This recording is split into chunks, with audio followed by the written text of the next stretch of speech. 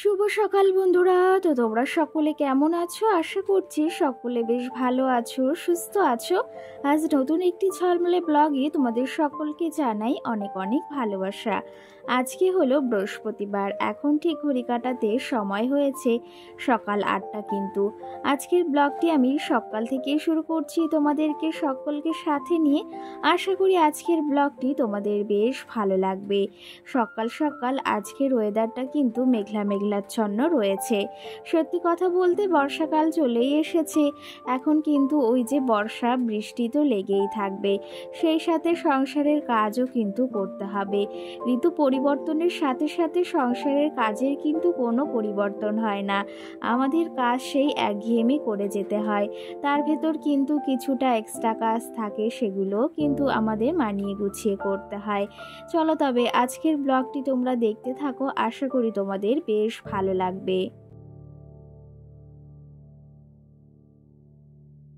আজকে সকালে প্রতিদিনের মতো ঘুম থেকে উঠেছিলাম ওই 6:12 সময়। কোনোদিন 5:30 কিংবা 6টার সময় ঘুম থেকে এখন উঠছি। এখন আর অতটা সকালে ঘুম থেকে উঠছি না, কেন জানো তো? যেহেতু মালের চাপটাও নেই, অনেক দিন ধরে বেশ মাল দেওয়া হয় না, মানে মাল দিচ্ছে না। তো সেই ক্ষেত্রে অত সকালে ঘুম থেকে উঠে কি করব বলো?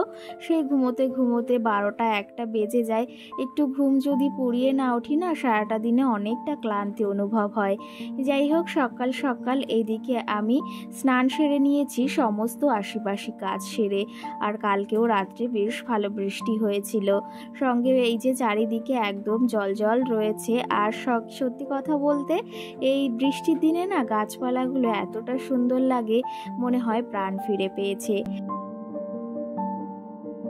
সকাল সকাল এদিকে ফুলগাছালা কাকা এসেছে, আর নজর চলে গেছে আমার ঠিক ওই ফুলগাছালা কাকার কাছে, মানে ফুল গাছের দিকে। সত্যি কথা বলতে ফুল গাছে আমি এত পরিমাণে ভালোবাসি, সেটা কি বলবো, মানে গাছ দেখলেই আমার নিতে ইচ্ছা হয়। এবার এই যে শীতের সময় অনেক ধরনের ফুল গাছ লাগিয়েছিলাম, আর তোমরা বেশ পছন্দও করেছিলে। সত্যি কথা বলতে গাছ আর ফুল এতটা ভালো লাগে, সেটা কি বলবো। ভেবেছি আজকে একটা মানে গাছ রাখবো, যাকে বলা হয় জবা। আগে আমার কাছে ছিল একটা সাদা জবা, সেটা না মরে গেছে কারণবশত। যাই হোক, আজকে একটা পিঙ্ক কালারের এই যে জবা রেখেছি। আমার কিন্তু ভীষণ ভালো লেগেছে। তোমাদের কেমন লাগলো জানিও কিন্তু একটা কমেন্ট করে।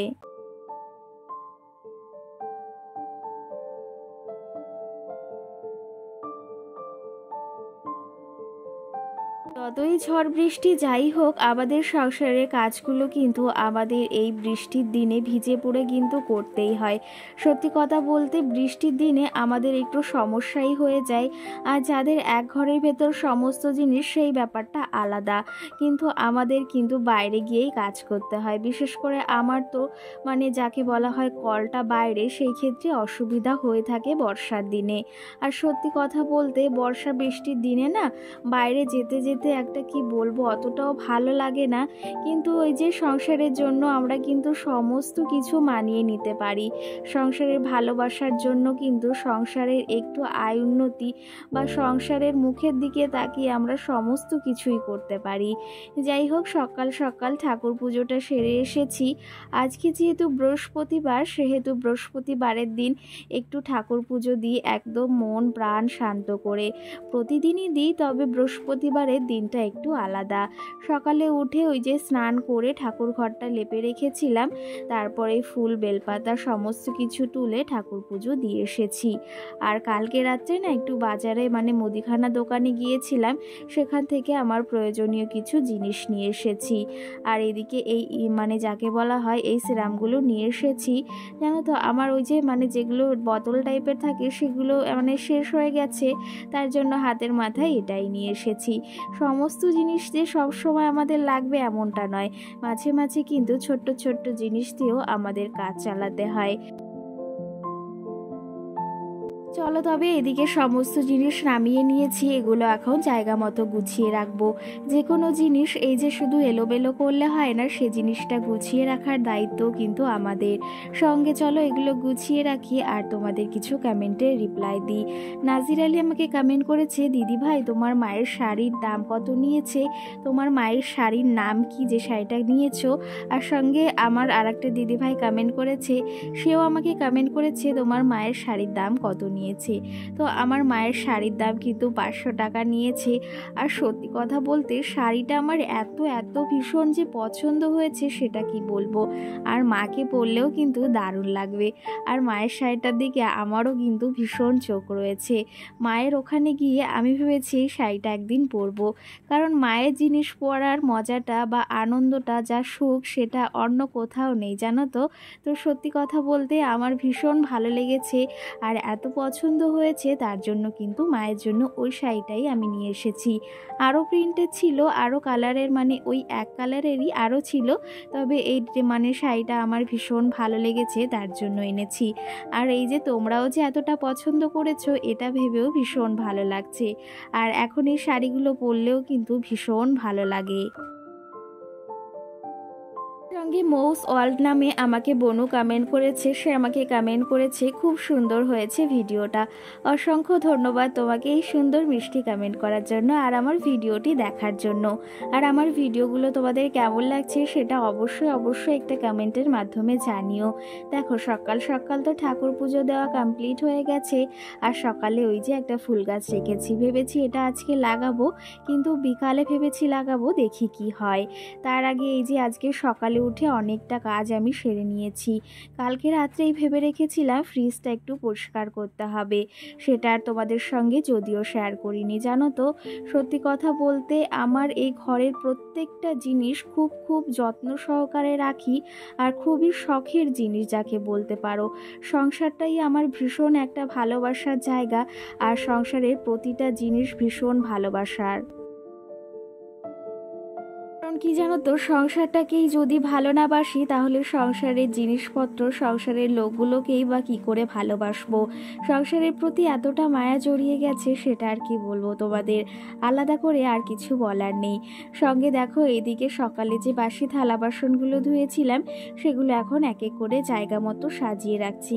এরপরে আবার রান্না বাড়া রয়েছে। আজকে বেশ খানিকটা বেলা হয়ে গেছে, কারণ বৃহস্পতিবারের দিনটা একটু চাপই থাকে। যাই হোক, এই যে সংসারের প্রতিটা কাজ কিন্তু মনোযোগ সহকারে করি, আর একদম পরিষ্কার পরিচ্ছন্ন পরিপাটিভাবে করি। সত্যি কথা বলতে ওই যে পরিষ্কার পরিচ্ছন্নতা যদি মনের ভেতর থাকে না, তাহলে নিজের বাড়ি বা যেখানেই হোক না কেন, ভাড়া বাড়ি হোক বা মাটির বাড়ি হোক, সেটাকে কিন্তু একদম রাজপ্রাসাদের মতো সাজিয়ে রাখা যায়। জানো তো, পরিষ্কার পরিচ্ছন্ন গোছানো ঘরবাড়ি আসক্ত থাকলে কিন্তু শত কাজের মাঝেও কিন্তু সেই ঘরবাড়িটা তুমি একদম পরিপাটি করে গুছিয়ে রাখবে। এতে কিন্তু কোনো ওই যে মনে হয় না যে পরিশ্রম হয়েছে। যখন দেখি আমার এই পরিশ্রমের পরে এই যে ঘরবাড়িটা এত সুন্দর বা এত গোছানো রয়েছে, তখন কিন্তু এই ক্লান্তি বা এই পরিশ্রমটা এক নিমেষে দূর হয়ে যায়, আর তখন মনে হয় না যে কোনো পরিশ্রমই হয়েছে। সত্যি কথা বলতে আমার না সংসারের কাজ বা এই গোছানো বা এই জিনিসগুলো এই সুন্দর করে সাজানো আমার ভীষণ ভালো লাগে। তো চলো তবে এদিকে এই যে সকালে আজকে কাউ মিল্ক দিয়েই চা করছি, আর সকাল সকাল চা করে নিচ্ছি আগে, এরপরে রান্না বাড়া সারবো। আজকে ভেবেছি একটু পোলাও করব, একটু চিকেন কষা করব, সঙ্গে ভাত তরকারি করবই। আর এদিকে চলো আমার কাউ মিল্ক দিয়ে যে চা করাও তৈরি হয়ে গেছে, মানে রেডি একদম। আর এখন নামিয়ে নেব চলো। আজকে সকালে একটু রান্না বাড়া তাড়াই রয়েছে, তাড়া বলতে অতটা তাড়া না, কিন্তু একটু ঝামেলা রয়েছে। পোলাও করব, চিকেন কষা করব, তার সঙ্গে ভাত তরকারি তো করতে হবে, কারণ মাম্মামকেও খাওয়াতে হবে। চলো তবে আজকে আর মানে বিস্কিট নিইনি, আজকে ভাবলাম যে একটু কেক দিয়েই চাটা খাওয়া যাক। আর সঙ্গে এখনও তোমাদের দাদা ভাই মাম্মাম কেউই ঘুম থেকে ওঠেনি, তো সকাল সকাল এইদিকে আমি রান্না বাড়াও চাপিয়ে দিয়েছি। তবে আজকে একটু লেটই হয়ে গেছে, পুজো দিয়েছি, তারপরে সংসারের সমস্ত আশিবাসী কাজ সেরে তারপরেই রান্নাঘরে এসেছি। বৃহস্পতিবারের দিনটা কিন্তু একদম সমস্ত কাজবাজ সেরে তারপরেই রান্নাঘরে আসার চেষ্টা করি। চলো তবে এদিকে এই যে ফ্রিজে চিকেন ছিল, তো সেটাকে আমি বের করে নিয়েছি, রাত্রেই পরিষ্কার করে রেখেছিলাম, তবে এখন আবার একটু পরিষ্কার করে ধুয়ে নেব। আর এদিকে ভাতটাও চাপিয়ে দিয়েছি।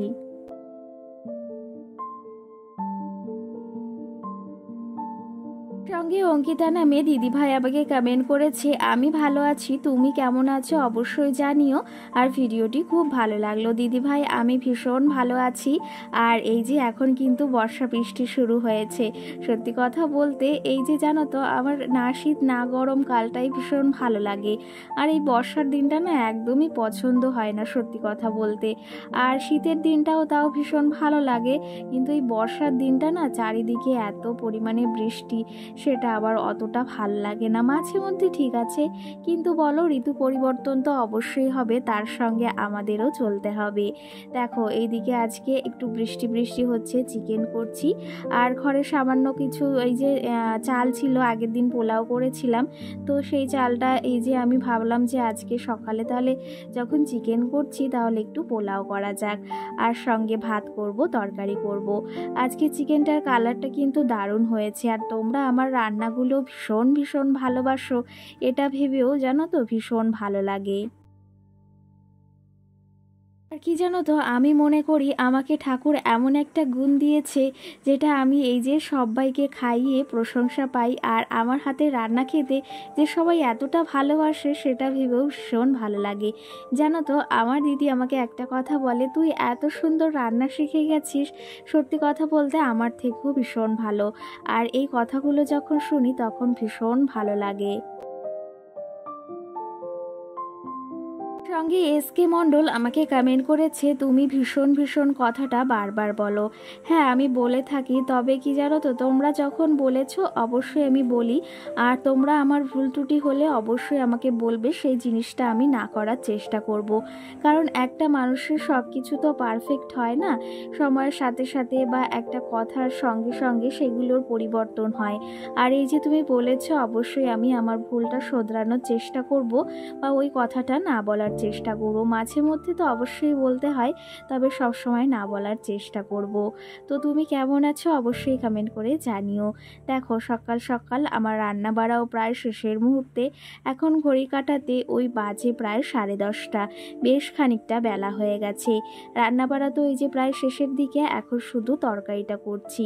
জানো তো আজকে ওই রুই মাছ দিয়ে তরকারি করছি, আর সঙ্গে তো বললাম কি কি করছি। আর এদিকে এই যে রান্নার ফাঁকে রান্নাঘরটাকেও সুন্দর পরিপাটিভাবে গুছিয়ে নিয়েছি। এরকম করেই কিন্তু রান্নার মানে ফাঁকে আমি রান্নাঘরটা একদম পরিপাটি করে গুছিয়ে নিই। চলো তোমাদের সঙ্গে তো অবশ্যই শেয়ার করব, তার আগে এদিকে তরকারিটাও প্রায় রেডি হয়ে গেছে।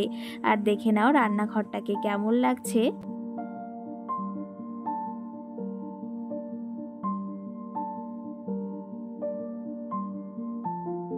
সঙ্গে মধুরিমা বা মাধুরিমা নামে একটা দিদিভাই আমাকে কমেন্ট করেছে যে তোমার ভিডিও আমার খুব খুব ভালো লাগে, আর তোমার ভিডিও আমি ডাউনলোড করে রাখি, যখন ফ্রি টাইম হয় তখন দেখি। ভীষণ ভালো লাগলো তোমার এই কমেন্টটা পড়ে। আর সত্যি কথা বলতে তোমাদের এই কমেন্টগুলো আমার ভীষণ ভালো লাগে আর একদম মন ছুঁয়ে যায়। আর সঙ্গে আমার সঞ্চিতা বোনও আমাকে কমেন্ট করেছে, দিদি তোমাকে আমি ওরকম করে কথাটা বলিনি, তুমি সবার কমেন্টে রিপ্লাই দাও, কিন্তু তুমি আমার ওই কমেন্টের রিপ্লাই দাওনি। তো আমি তো তোমাকে বলেছি আমি অবশ্যই বলবো আমার বয়স কত, সেটাও শেয়ার করব। যাই হোক, আমি তোমার কথায় কিছু মনে করিনি, তবে ভীষণ একটু খারাপ লেগেছিল, এটাই জাস্ট। তো তুমি এই যে কমেন্ট করেছো ভীষণ ভালো লাগলো, আর সরি চাওয়ার কোনোই দরকার নেই। যাই হোক বোনু, তুমি কেমন আছো অবশ্যই জানিও। দেখো এদিকে রান্নাবাড়া কমপ্লিট করে নিয়েছি, এখন খাওয়া দাওয়া করব। বেশ খানিকটা বেলা হয়ে গেছে। আর এই যে চিকেন রান্না করেছি, তরকারি করেছি, চিকেন কষা রয়েছে, আর চিকেনের গ্রেভিও করেছি, পোলাও আর ভাত করেছি, আর ডিম সিদ্ধ করেছি দুটো। আজকে অনেক আইটেমই করেছি। চলো এখন খাওয়া দাওয়া করা যাক। আর আজকের ভিডিওটি তোমাদের কেমন লাগলো সেটাও কিন্তু জানিও অবশ্যই। আর এই যে দেখো পোলাওটা বেড়ে নিয়েছি, অল্প করেই আজকে পোলাও করেছি, আর চিকেন কষাটাও কিন্তু দারুণ হয়েছিল গ্রেভিটা। তো চলো তবে খাওয়া দাওয়া সেরে নিই, ব্লগটিও এখানে শেষ করব। কেমন লেগেছে আজকের ব্লগটি অবশ্যই একটা কমেন্ট করে জানিও। সকলকে টাটা, সকলে ভালো থেকো, সুস্থ থেকো, সকলকে গুড নাইট।